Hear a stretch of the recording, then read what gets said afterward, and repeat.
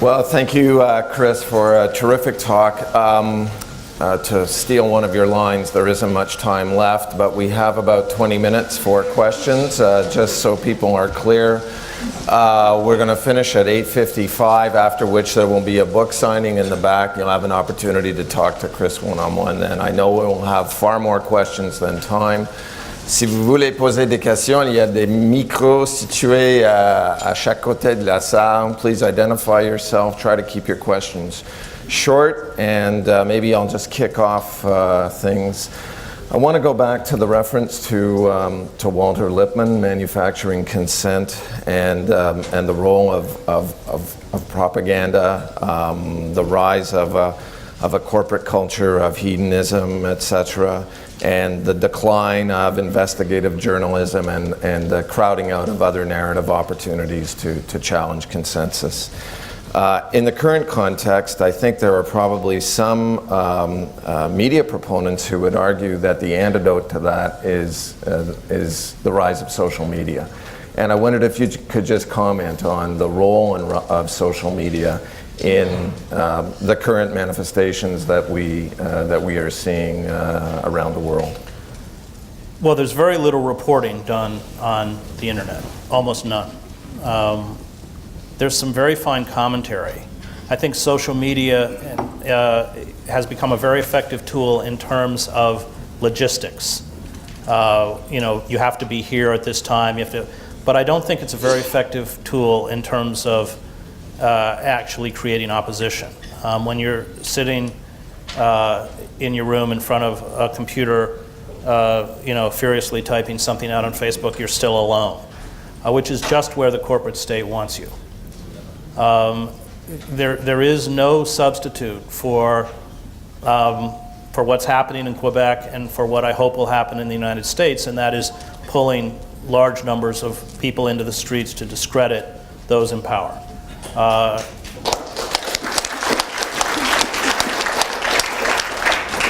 The other problem I have with the internet is that it inverts the whole process of reporting. As a reporter, you go out, you get your story, you cross-check it with other sources, it's edited, it's fact-checked, and that doesn't mean that we don't make mistakes, and then it's printed. In the internet, you just throw anything out there. And it's emotionally driven. People tend to gravitate to their intellectual ghettos. And I think I'm as guilty of this as everyone else. I don't go to the NRA website. Or I don't go to Bill O'Reilly's website, or does Kevin O'Leary have a website? I don't go to that either. And there's something kind of, there's a democratic quality to newsprint in a sense that you don't select what you get. And what really scares me, and I think this is something Hannah Arendt writes about in Origins of Totalitarianism, is that it furthers this process of severing yourself from a reality-based culture.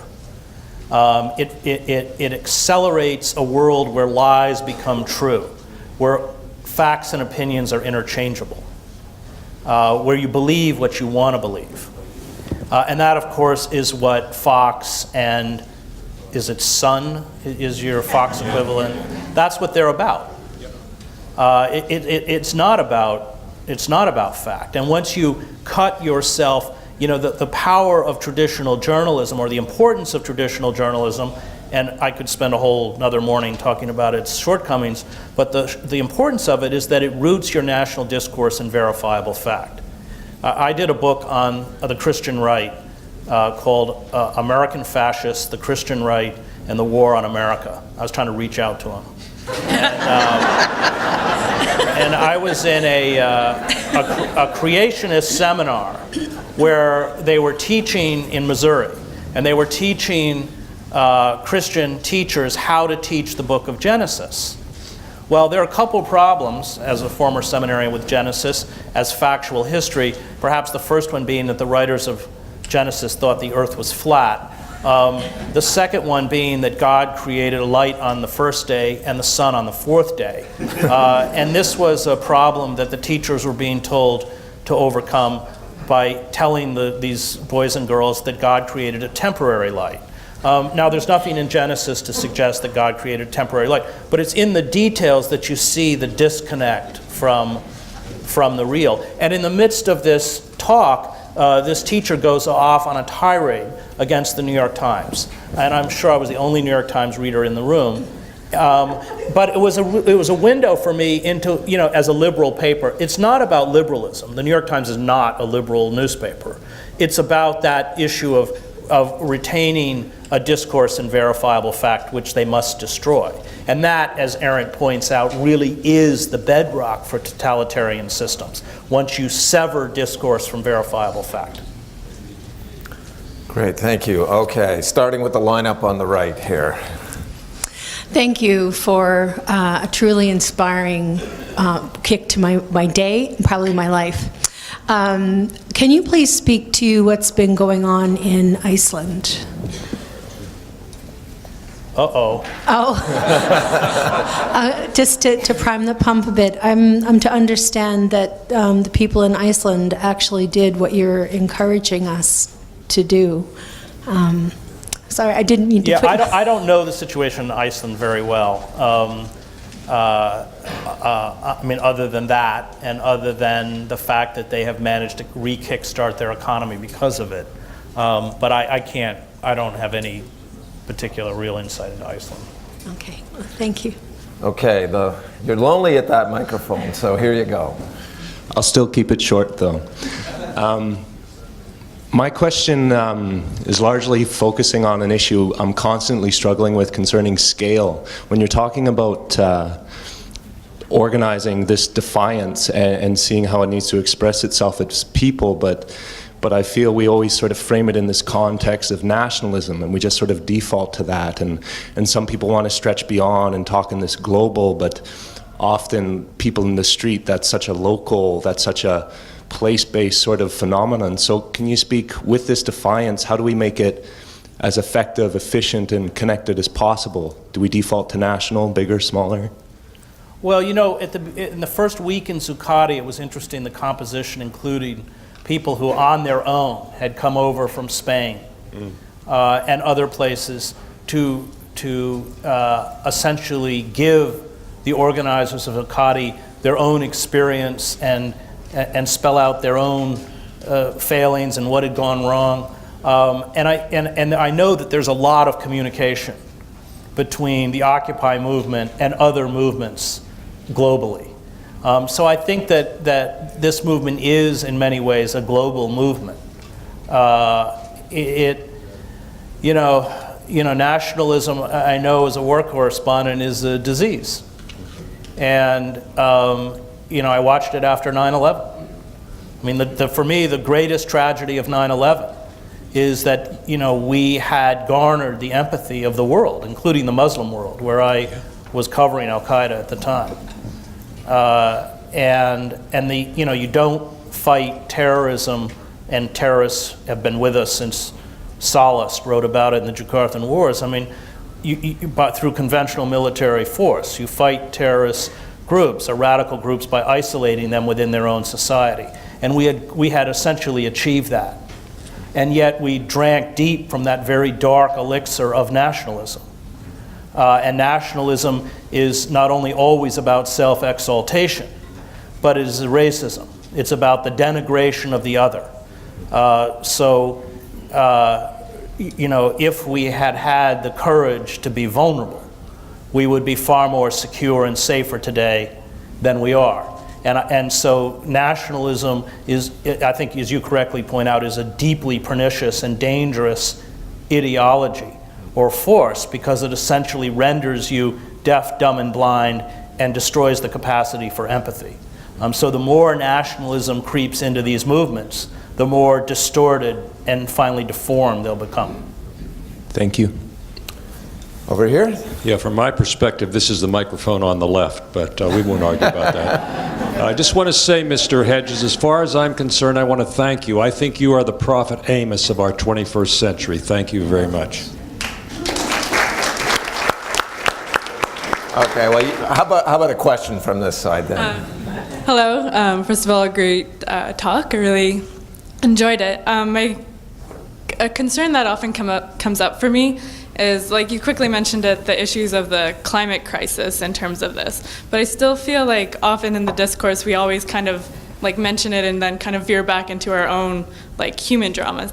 And then it's also tied to, I have a question about, so you said you criticized the Black Bloc because of not, like it should be nonviolent, which I agree with, definitely in terms of human life, and like I'm not so prone myself to throw a brick into a window kind of thing, but that's different. But more I think is, my question is in terms of the environmental crisis, so there's people out there that are arguing like, yeah, it would be better if we could do everything in terms of like dealing with ourselves, but it's so unstoppable, like all the dams and nuclear power. Like, I'm wondering what you think of violence towards property in terms of stopping environmental crisis. Well, I've had a few debates with Derek Jensen about precisely this issue. I mean, my only fear is that once you start using plastic explosives, people get hurt. I would say that the issue of climate change is separate from the issue of the Black Bloc, because for me, the Black Bloc is the mechanism by which the security and surveillance state will seek to sever these movements from the mainstream by frightening them away, and that is the goal, because these are mainstream movements. The issue of I mean, I think that a realistic understanding of power would have to say that there is no way to stop the fossil fuel industry from killing us, given the current political configurations, which is why I've invested so much time in the Occupy movement in an attempt to build mass movements that seek to thwart their power.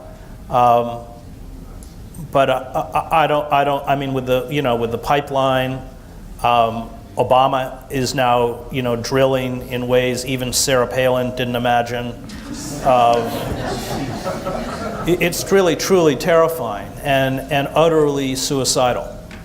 And I just, having spent so much of my life around violence, I understand the poison that it is.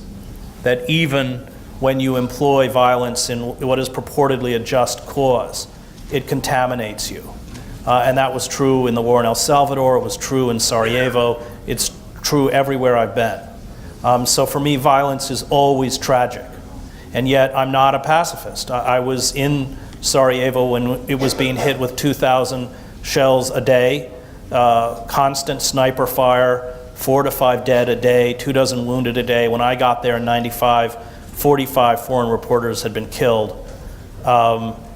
And we all knew that if the Serbs broke through that trench system that had been built around the city, a third of the city would be slaughtered and the rest would be driven into displacement and refugee camps. And that wasn't hypothetical, because that's what had happened in Vukovar, the Drina Valley and other places that the Serbs had taken over. And yet that didn't free the defenders of Sarajevo from the contamination of violence.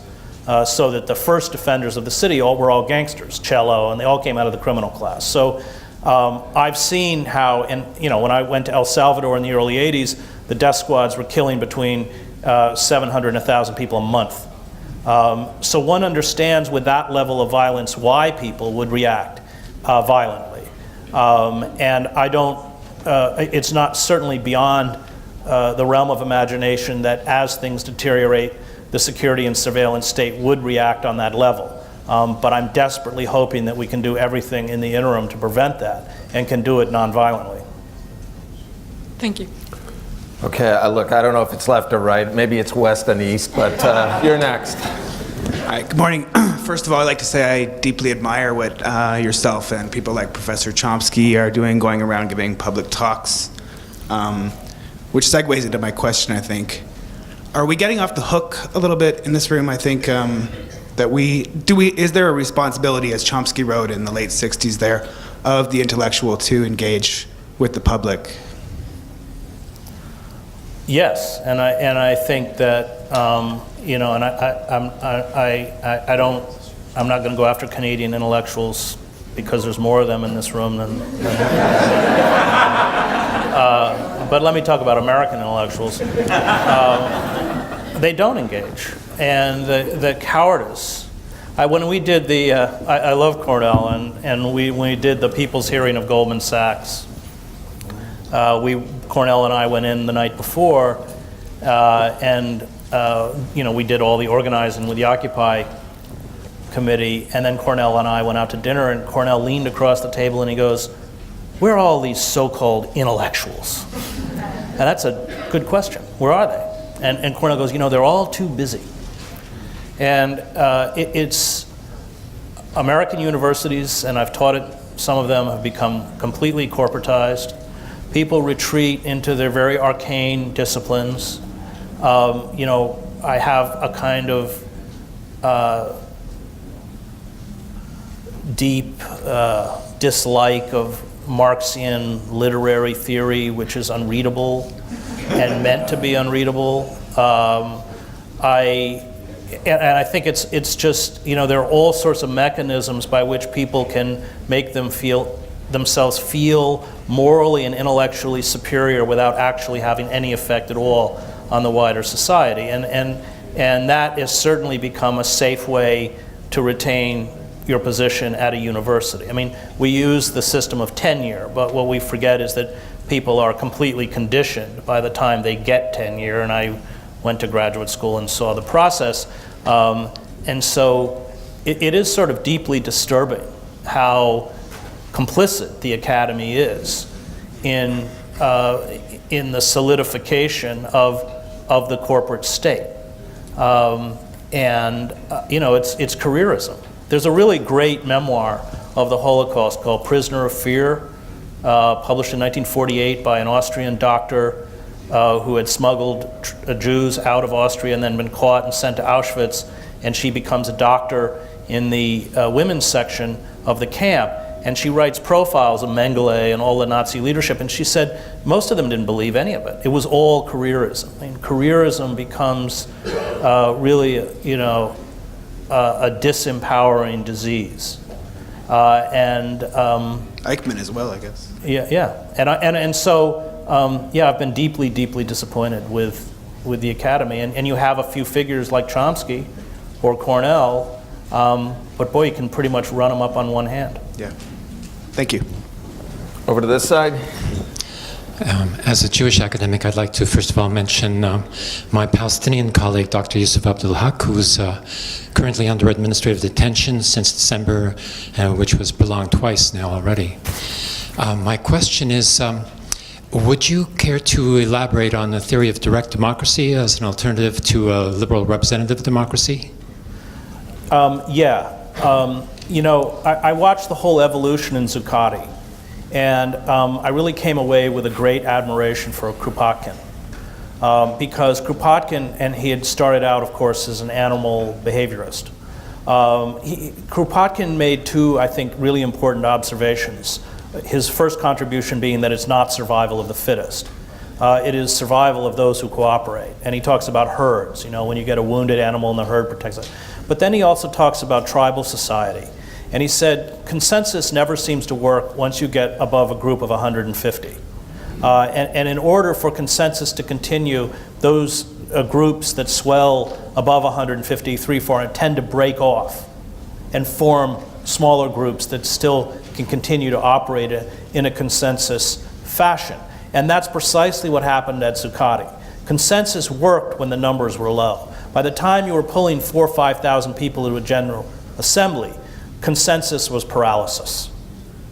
And I think that Kropotkin's right, that consensus doesn't work with numbers that large, especially when, and I'm sure you're familiar with the system of governance that went on in Zuccotti, you give any group or any individual within that assembly the possibility of a block. And they lost control of the park at the end because of that. So I'm all for direct democracy, but at least from what I saw in New York, it doesn't work on a really large scale. But what about the federal principle of Prud'homme's, the Federation of Federations, as an extension, extrapolation of that? You know more about it than I do. I'm not sure I can answer that question. I'll go back and read Proudhon. Okay, we have time, unfortunately, for just one more question in the room. As I mentioned, Chris will be signing books outside, so those of you who are waiting at the microphones perhaps can take it up one-to-one with him afterwards. So, please. Hello. My question also deals with the role of intellectuals in sort of dealing with global issues and activism, and more specifically the social sciences. Do you have any advice for particularly those who are in charge of the social science system, senior administrators and senior faculty, for how they can nurture the kind of intellectual activity that might help contribute to the overall discussion? Yeah, you can't teach people to be moral. You have to be moral. My great mentor at Harvard was a man named James Luther Adams, who in 1935 and 1936 went to Germany to study. The Nazis, of course, were in power. He dropped out of the University of Heidelberg and worked with Niemöller and Bonhoeffer and Albert Schweitzer and Karl Barth in the underground confessing church until he was picked up by the Gestapo and interrogated and deported. And I remember Adams telling me, if the Nazis took over America tomorrow, 60% of the Harvard faculty would happily begin their lectures with the Nazi salute. And I think, going back to that memoir, Prisoner of Fear, that I mentioned, which unfortunately had one printing in 1948, you'll have to get it out of the rare book room, it is careerism. It is that, what Malraux calls that process of building a monument to yourself. And we just, to pick a small example, I speak at Union Theological Seminary, and there's been some problems with the president of Union, and the students have been great and have organized and held meetings, and the faculty is out the door. Now here's an institution that purports to teach ethics and morality, and yet even within the institution they won't stand up for an issue of justice. And I think that it disempowers and discredits. I think that the figures who actually hold fast. I had another great professor, Krister Stendhal, who was the dean of the Divinity School and who had called for the ordination of women in the Lutheran Church before women were ordained. And he was one of the finalists to be the Bishop of Stockholm, and when he got to the airport for his interview, the Swedish press ambushed him and said, well, Bishop Stendhal, how do you feel about a church that doesn't ordain women? How do you feel about, and he said, a church that doesn't ordain women doesn't deserve to call itself Christian. Well, he was out the door. He ended up becoming, years later, the Bishop of Stockholm. But I think for those of us who was his students, that was probably more important in many ways than Augustine or anything else that he taught us. And careerism, like nationalism, is a disease. I think that living the moral life means that inevitably you will clash with whatever institution you work for. And as Paul Tillich correctly pointed out, all institutions, including the church, are inherently demonic. And that means that we have to be willing to, number one, never allow any institution to define us. And number two, deep six our own career.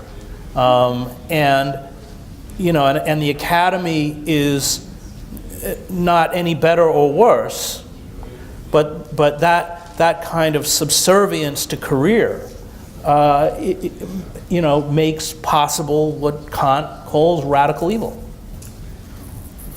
I'm really glad you asked this question because here we are in the middle of a Congress of the Humanities and Social Sciences, and part of our challenge is to demonstrate what the worth to society is of the work that we do, the research and teaching that we do.